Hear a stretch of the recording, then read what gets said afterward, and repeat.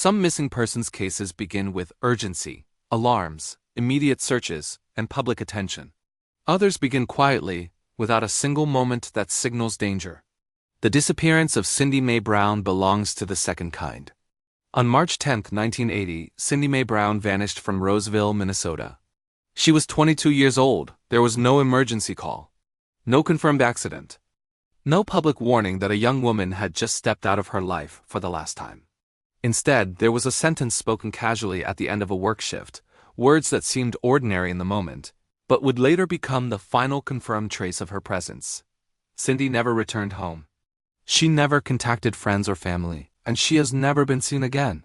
More than 4 decades later, her case remains one of Minnesota's unresolved missing persons cases, a cold case shaped by early assumptions, delayed reporting, and unanswered questions that time has never resolved. This is the story of Cindy Mae Brown, not as a statistic, but as a person whose disappearance still matters. Welcome to Fatal Secrets of True Crime. Please like, comment, and subscribe. Roseville sits in Ramsey County, within the Twin Cities metropolitan area of Minnesota. In 1980, it was a suburban community defined by daily routines, work schedules, shared housing, familiar roads, and predictable movement. It was also a place where someone could disappear without leaving a digital footprint. There were no mobile phones, no location data, no security cameras tracking entrances and exits. If a person left a location and no one took note, if no one remembered the exact time, direction, or company, that movement could vanish with them. This is the environment in which Cindy Mae Brown disappeared. Cindy Mae Brown was a young woman living in Roseville, Minnesota. She was Caucasian, approximately 5'2", with brown hair and blue eyes. One of her most identifiable physical features was a scar that extended from the palm to the tip of her left pinky finger, a detail that has remained part of her missing persons description for decades. She worked at a local Kmart. She shared a residence on Rice Street. She had routines that placed her within the rhythm of everyday life. Nothing in her known behavior suggested she was preparing to permanently disappear, and that is a critical distinction. In missing persons cases, voluntary departures usually leave behind patterns, financial activity, planned destinations, confirmed sightings, or later contact. Cindy left none of those behind. What she left instead was silence. March 10, 1980 is the final confirmed date associated with Cindy Mae Brown. That morning, Cindy completed a shift at the Kmart where she worked. Before leaving, she spoke to her supervisor and said that she was leaving town. At the time, the comment did not raise alarm. Adults leave town for many reasons. People change plans. Life moves forward. But those words would become the last verified statement Cindy ever made. After finishing her shift, Cindy walked away from her workplace and out of the documented record of her life. She did not return to her residence. She did not report to work again. She did not contact anyone to explain her absence. And no confirmed sightings have ever placed her anywhere after that day. Cindy lived with a man named Patrick Thomas Walsh. After her disappearance, he told authorities that Cindy had left in a brown van with 2 men and a woman, traveling toward California. According to this account, Cindy did not take her own car with her. This explanation shaped early assumptions about her disappearance. It suggested that she had left voluntarily and may not have been in danger. But that assumption rested entirely on a single account, and it could not be independently verified. There were no confirmed witnesses to the van, no confirmed travel records, no confirmed contact from Cindy after she supposedly left the state.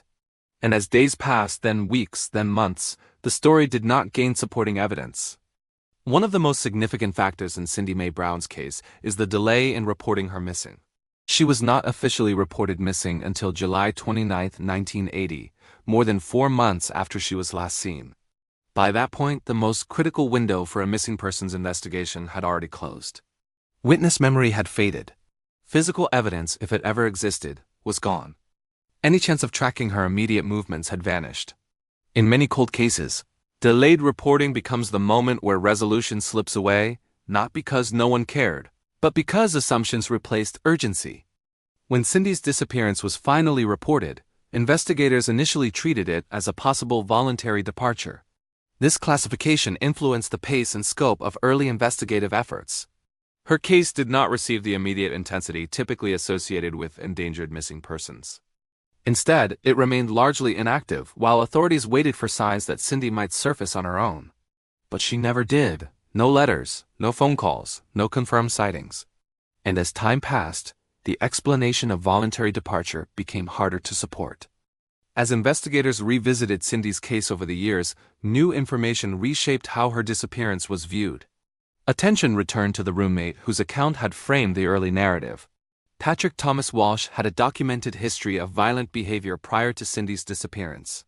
He had previously been found not responsible due to mental illness in a case involving a violent attack on another woman and had been confined to a psychiatric hospital before his release, several years before Cindy vanished.